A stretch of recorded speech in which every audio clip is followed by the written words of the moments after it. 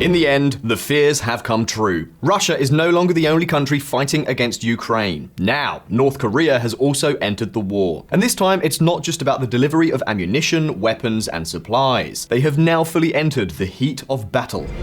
North Korean troops assemble in Russia's Kursk region, US officials say. It's been a couple of weeks since it became known that thousands of North Korean military personnel were being deployed to Russia. VisualPolitik community, North Koreans have been spotted at Russian Federation military bases located near the border with North Korea. Because yes, in case you didn't know, Russia and North Korea share a border. And the fact is that right now, these North Korean soldiers dressed in Russian uniforms are being sent to the Russian Kursk Oblast. According to the latest information provided by the intelligence services of Ukraine, the United States, and South Korea, we could be talking about approximately 11,000 soldiers already deployed in combat zones in the Kursk Oblast. A figure that is increasing rapidly because the dispatch of North Korean soldiers to the Russian meat grinder is not ceasing. And keep in mind that we aren't talking about just any troops. We're talking about Pyongyang sending some of its best available resources. All indications are that the North Korean troops sent to Russia are part of an elite unit of the Korean People's Army. These troops receive initial training for several weeks in eastern Russia, and when they are ready for combat, they're flown to Vladivostok. There, they are put on Ilyushin 76 transport planes bound for a military airfield in the western part of the Russian Federation, and from there, they are directly transferred by land to the front line in Kursk. And the fact is that, as you all know, for months now, Kursk is a region that has been partially invaded by the Ukrainian army. Incidentally, it's an invasion that, to this day, the all-powerful Russian army has been unable to repel. But that's another story. The fact is that the president of Ukraine has put forward a much higher figure than previously considered. According to Zelensky, the North Korean deployment could reach 100,000 troops by 2025. And Zelensky himself has put a considerably higher figure on the table, the deployment of up to 100,000 troops perhaps by 2025. VisualPolitik community, that could become Kim Jong-Un's contribution to seal his particular blood pact with Vladimir Putin. But once in Kursk, the North Koreans are given Russian military clothing, weapons, and false identity documents. Why? Well, because the Russian plan is to pass them off as indigenous people from eastern Serbia, such as the Buryat and Yakut, who have Asian facial features. So the question is, what on earth are the North Koreans doing in Kursk? Well, I think we all know for a fact that Kim Jong-Un's regime needs money, technology, and fuel. And that's precisely what Putin's Russia can give them, in exchange for buying their ammunition and renting them a lot of soldiers. For example, according to South Korean intelligence, besides the costs of deployment and the delivery of equipment and weapons, Russia would be paying about $2,000 for each of Uncle Kim's soldiers. In other words, we knew that North Korea was a totalitarian state run by a vicious, murderous, and cruel elite. Well, that's not all. Now, we also know that Kim Jong-Un is turning the North Korean military into a kind of international mercenary corporation. And of course, if the operation in Ukraine goes well, he might start marketing them on Temu. You know that luxury cars and good wines don't exactly come cheap. However, what many are wondering, and it's certainly the big question currently being discussed, is how far this new collaboration between Moscow and Pyongyang could go. Because, let's not kid ourselves, those 11,000 military personnel could be just the beginning. North Korea has torn up the rulebook and done what no one expected. We're talking about direct participation in the conflict. That's serious talk. And as we've already said, Zelensky himself expects a lot more. And it's no wonder, because if there's one thing North Korea has plenty of, it's soldiers. And so here on VisualPolitik, we've asked some questions. How is the North Korean involvement in the Ukrainian war going so far? What resources could they help Russia with? What capabilities do the North Koreans really have that could be useful to Vladimir Putin? What are the possible consequences of all this wild and unexpected intervention? Well, let's go straight to answering all these questions. Listen up. At your service, comrade.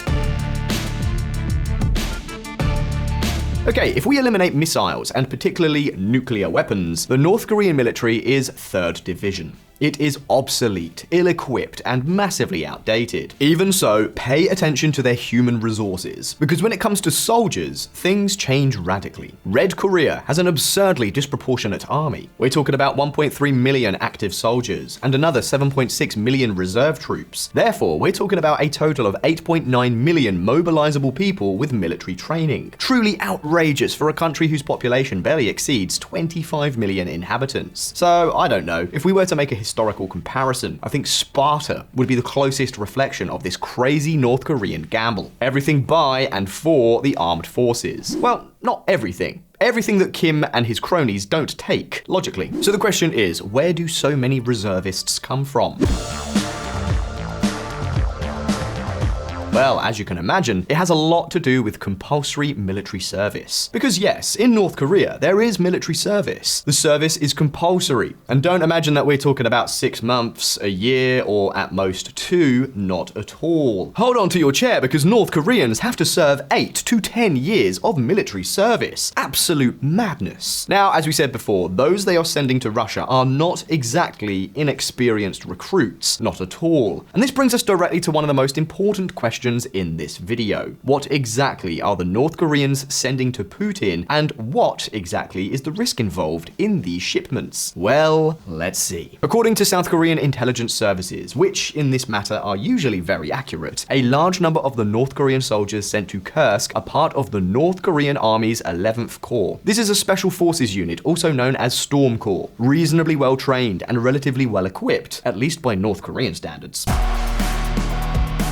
While their combat capability may not be particularly high, these are units that, far from being kitted with antiquated Soviet and Chinese weapons, use the best equipment in Pyongyang's hands, including explosives, chemical and biological agents, reasonably good weapons and aircraft for paratroop deployment. In total, this unit could have between 40 and 80,000 troops, which is a considerable part of the nearly 200,000 soldiers that make up North Korea's special forces. Although, naturally, we are talking about North Korea. There are real doubts about the training and combat capability of these troops. Mind you, we're talking about troops who've supposedly been trained to carry out all sorts of sabotage operations, infiltration, and the like. And that, of course, could be of help in attacking the Ukrainian defense lines in Kursk. Be that as it may, these units are the creme de la creme of Uncle Kim's Praetorian Guard. Well, it's believed that the mission of these soldiers in Kursk could be to carry out lightning attacks and infiltrations of the Ukrainian lines to finish breaking them and force them to return to their country. What's more, alongside these elite units, there are also believed to be North Korean engineering and logistics units, munitions support units, and even transport units. In other words, we're talking about a broad catalogue of services provided by what we may already know as the North Korean Mercenary and War Services Corporation. The price? We've already mentioned it, but let me say it again. Russia will be in charge of equipping, arming, and supplying them, and will also pay about $2,000 per soldier per month. Of this money, a very small part will go to the soldiers themselves, and the rest, almost all of it, will go to the empty coffers of Kim Jong-Un's impoverished empire. Well, the risk is that if this strategy works and the North Koreans get results, Russia may end up asking Pyongyang to keep its troops inside Ukraine itself. Obviously, the Kremlin could use these military resources to reinforce its positions in the illegally annexed Ukrainian territories in the Donbass, as well as on the Kharkiv, Kherson, and Zaporizhia fronts. VisualPolitik community, this is a real and very serious risk that could involve an even more serious escalation than we've already seen. Pyongyang's move has made things between the two Koreas very tense in recent weeks. North Korea has accused South Korea of flying drones into its capital. The drones allegedly scattered propaganda leaflets over Pyongyang in what the North described as a provocation that could lead to armed conflict and even war. Pyongyang said it had ordered border troops to be prepared to fire. South Korea, in turn, said it was ready to respond. In recent weeks, both Koreas have been engaging in cross insults, threats, and even clearly provocative actions. For example, in recent days, North Korea has launched dozens of balloons loaded with anti-South Korean propaganda leaflets, and even balloons loaded with garbage that have landed in Seoul itself. The loudspeakers that both Koreas have on the border have also been reactivated to launch propaganda, music, or news, each following its own version of events. Residents near South Korea's heavily fortified border with North Korea are pleading for help as relentless loudspeaker broadcasts from the north disrupt their lives. For this reason, many analysts are pointing to the risk that North Korean involvement in the Ukrainian war is beginning to spark a proxy war on the Korean peninsula. This is something that could happen, particularly if South Korea eventually decides to send lethal weapons to Ukraine, which is a possibility that is starting to gain a lot of traction in Seoul. And why should South Koreans care about what happens in Ukraine? Well, they care a lot more than we might think at first glance. The North Korean deployment carries with it several rewards that Seoul is not amused by. We're talking about funding, combat experience, and military technology. And that's why South Korea is considering punishing the Kremlin by starting to deliver large quantities of military equipment to the Ukrainian military. Equipment they could use to decimate the very same North Korean soldiers sent to war, and also to warn the Russian top brass to not continue down that road. Here on VisualPolitik, we've already told you recently how South Korea is becoming a formidable war machine. But be that as it may, North Korea is already sending soldiers to war. And the question is, when the time comes, what help could Russia count on? What exactly can this hermetic and impoverished country offer Moscow? What are the major North Korean military capabilities right now? Well, let's take a look. The North Korean Wildcard. Let's be clear. The North Korean armed forces are neither the most powerful, nor the most modern, nor the most dangerous in the world. But of course, that does not mean we should treat them as a joke. You see, the thing is, when we talk about North Korea's military capabilities, we can make a division by the type of equipment. On the one hand, we have the nuclear and ballistic forces, which are basically the nuclear weapons they already have, including the hydrogen bomb and the missiles they're developing, from short-range devices to intercontinental missiles capable of attacking the United States itself. Then there are biological and chemical weapons, which are another type of weapon of mass destruction that Pyongyang has. Then we have conventional offensive weapons, and finally, military capabilities for the defense of North Korea's own territory. Well, we are going to talk to you about nuclear weapons and intercontinental missiles, because North Korea is obviously not going to give any of these to Russia, among other reasons because the Russians just don't need them. Nor is it likely that the North Koreans will ever deliver biological and chemical weapons to Moscow, because Russia already has its own. And not just a few. However, the last two, offensive forces and weapons for territorial defense, are capabilities that could end up being used in Ukraine. But what exactly are we talking about? Well, let's see.